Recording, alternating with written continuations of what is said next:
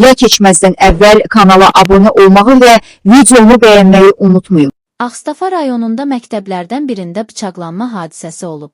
Sfera Az reporta istinadən xəbər verir ki, şagirdlərdən biri tənəffüs vaxtı mübahisə zəminində məktəb yoldaşına bıçaqla xəsarət yetirib. Qazax Tovuz Regional Təhsil İdarəsindən verilən cavabda fakt təsdiqlənib, Ağstafa rayonunda 8-ci sinif şagirdinin 9-cu sinif şagirdinə xəsarət yetirməsi barədə məlumat yayılıb. Məsələ ilə bağlı bildiririk ki, 9 aprel tarixində tənəffüsü zamanı Ağstafa şəhəri Əmirxan Hüseynov adına bir nömrəli tam orta ümumtəhsil məktəbinin 8-ci sinif şagirdi onunla eyni məktəbdə oxuyan 9-cu sinif şagirdinə xəsarət yetirib. Xəsarət almış şagirdə müvafiq tibbi yardım göstərilib. Hadisə ilə bağlı araşdırma aparılıb, hüquq mühafizə orqanlarına məlumat verilib. Təhsil müəssisəsinin əməkdaşları tərəfindən məktəbliyə baş çəkilib, valideyn və şagirdlə söhbət aparılıb. Xəsarət almış şagirdin sağlamlığı və psixoloji durumu idarə tərəfindən izlənilir.